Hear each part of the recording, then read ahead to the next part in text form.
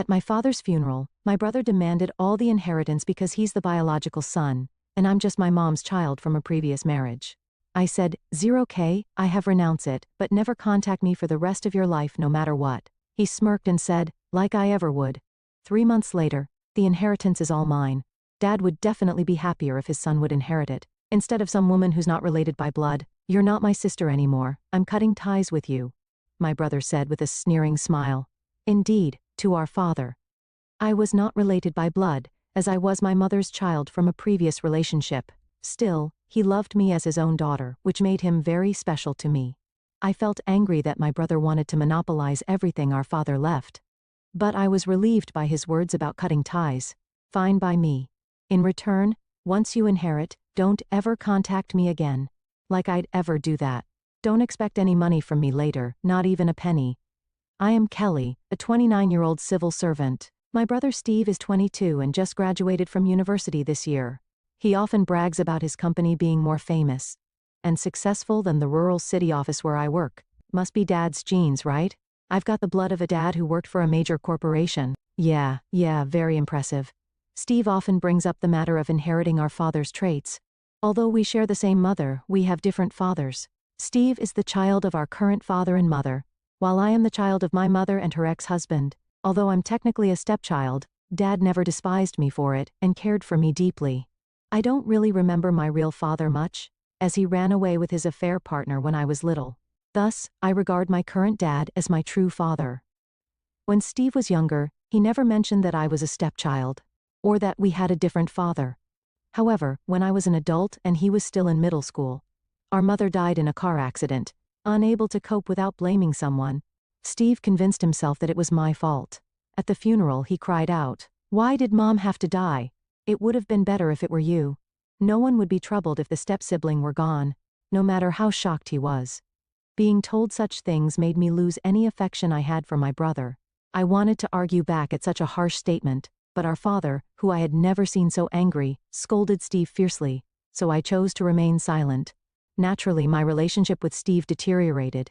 Initially, he tried to surpass me academically but aiming too high. He failed to get into his first-choice schools for both high school and university. He couldn't out-earn me either, as I was a full-time employee, and he was just a student part-time worker.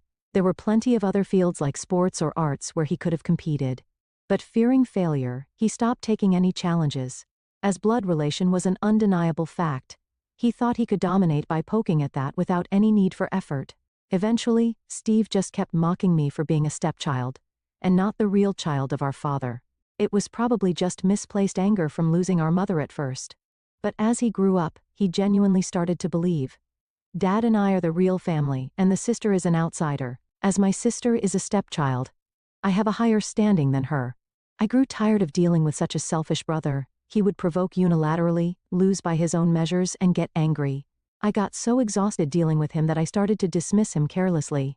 When Steve chose to commute to university from home, I moved out to live alone in an apartment. When I would come back home, I made sure to coordinate with Dad to visit when Steve wasn't around. 4 years later, Steve graduated from university and managed to get a job at a fairly renowned local company. I had prepared a tie as a graduation gift. Of course, I got a job at a much better and more famous company than the city office where you work as a civil servant, because I have the blood of a dad who works for a major corporation. His character apparently hadn't changed even in 4 years at university. I decided against giving him the gift. I continued to live alone and commute to work, while he lived with our father, and faced the rough waves of society as a new working adult. That lifestyle didn't last even a year before Dad suddenly fell ill. There were no signs when we talked on the phone the night before. He passed away so suddenly that I didn't even have time to say goodbye. At the funeral, I served as the chief mourner. And thanks to Dad's prior arrangements about what was needed, and which procedures to follow, everything except the inheritance was smoothly handled. The problem was the inheritance. The only living inheritors were Steve and me. I had a feeling that discussing it would inevitably lead to conflict. I found some documents about the inheritance in Dad's room, but I knew they wouldn't be followed exactly. Steve arrived over 30 minutes late for our meeting without apologizing, and immediately said something outrageous. "The inheritance? I'm the real child, so I'll take it all. You, as a stepchild, are just an outsider. Isn't it greedy for an outsider to claim the inheritance?" Steve kept laughing about being the real child and monopolizing the inheritance. I was so tired of dealing with him all my life that I put forward a condition and promised to renounce the inheritance. I won't inherit anything from Dad. In return, you must never contact me for the rest of your life, no matter what. Are you stupid? Like I'd ever contact you. Don't expect anything from me later, just disappear. Disgusted, I stood up to leave while Steve just kept smirking. I fondly remembered how cute he was as a child as I left. The next day, I went to a law office to proceed with the legal aspects of the renunciation of inheritance. Kelly, you said you don't have any inheritance rights as you are a stepchild of your father. Actually, Dad formally adopted me, so I do have rights to inherit his property. But I don't want anything anymore. I'll renounce the inheritance. The lawyer's acknowledgement came as I interrupted him. Although I hadn't mentioned it to Steve, Dad had officially adopted me after marrying my mother. Therefore, even though we weren't blood related, we truly were parent and child. I was aware of everything Dad owned from the estate investigation, yet I wanted to be free from the complications of being called a stepchild or a legitimate child, so I had chosen to give up everything. A month later, the lawyer informed me that the family court had accepted my renunciation of the inheritance. Reluctantly, I contacted Steve. Hello? My renunciation of the inheritance is complete. You know, from the estate investigation Dad had? Steve cut me off, shouting, "Shut up! I get it that you've renounced the inheritance. Stop acting like a real sister and don't ever contact me again." He hung up, and I sighed deeply. Knowing that Steve would eventually come crying made me feel even worse. 3 months passed, and then I started receiving numerous calls and emails from Steve. Reluctantly, I answered the phone, hearing his exhausted voice. You know what? I need to borrow some money. Dad had debts, and I can't keep up with the repayments. I used Dad's savings too, but it's not enough. What? Sure, Dad had some loans to repay, but if you used all his savings for it, it shouldn't have been this bad. When I responded that way, Steve yelled back, "Did you know about this? Did you push the debt onto me knowing all this? You have such a bad personality." "Oh right. Because you're just a stepchild.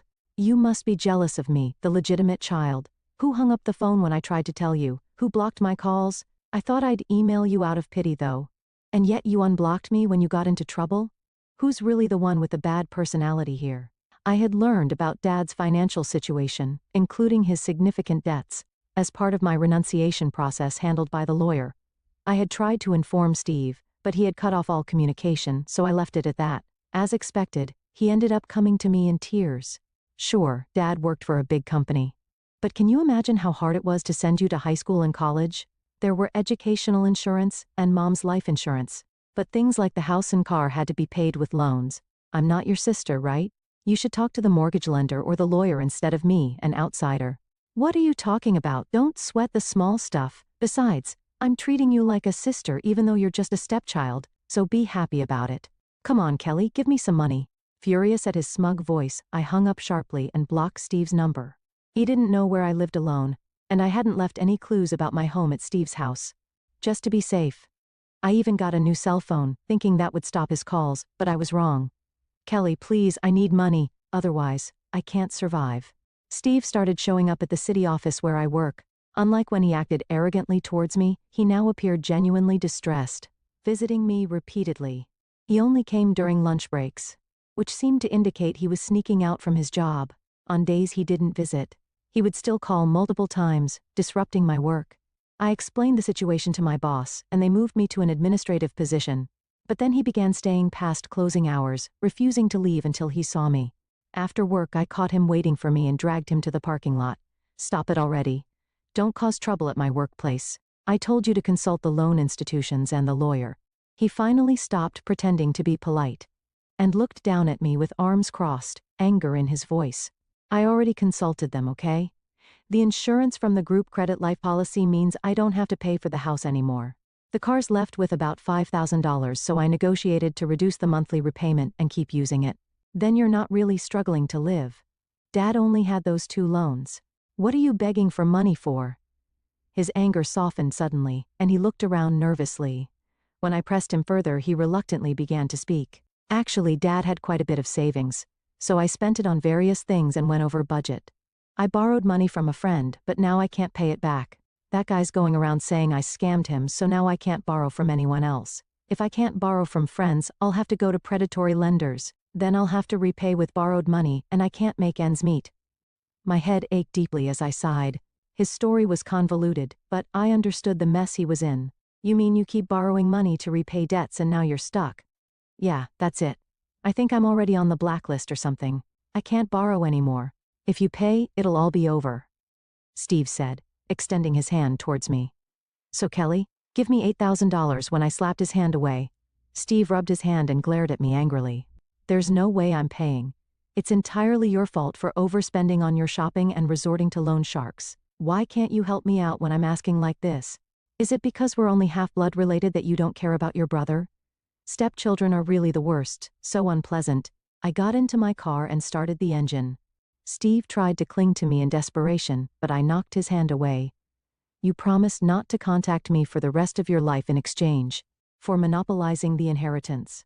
You break promises, beg for money. And on top of that, you're rude and foolish. I don't have a single penny for you. If you come again, I'll call the police. Steve repeatedly called out to me, Kelly, but I ignored him. I stepped on the accelerator, leaving him in the parking lot, and drove away. After that, Steve continued to come to the city hall, lingering until closing time, and bothering people from various departments with his calls in the morning and evening. Thanks to this, he became one of the top problematic individuals at the city hall. As long as I was there, he was a nuisance. Since he didn't shout or cause a scene at the counter, it was difficult to report him. So it was quicker for me to disappear. Do you want Kelly? She's no longer at this city hall. What? Did she quit? So how much severance pay did she get? When Steve came to the counter as usual, he learned from the staff that I had quit and received the severance pay. And he frantically started looking for where I might be. However, as personal information such as addresses and contact details of staff members is protected, there was no way he could be told freely. Unable to find me, Steve wandered around suspiciously, and was reported as a suspicious person here and there. Subsequently, he was unable to gather the money by the repayment deadline, and is now repaying little by little each month with considerable late fees added. I heard this from a kid whom Steve had defaulted on. It seems that he is ultimately facing wage garnishment as he couldn't keep up with repayments to other companies. Now he is forced to live modestly, a far cry from the arrogant brother who used to strut around. As for me, I didn't actually quit the city hall. The city where I work was formed by merging several towns. So the old town hall still functions as a branch office. I explained the situation to the personnel department, and was transferred to a branch in the mountains until things settled down. Initially, I planned to return to my former department once my brother's issue was resolved, but now I find the work in this branch more fulfilling. The mountain area has fewer residents, and is always short-staffed. Being closer to the residents here, I feel I am more helpful to them. When I say I have no family left, everyone treats me kindly. The sadness of losing both my father and mother never fully disappears. But at least I am relieved to be free from the complications of being labeled a legitimate child or a stepchild.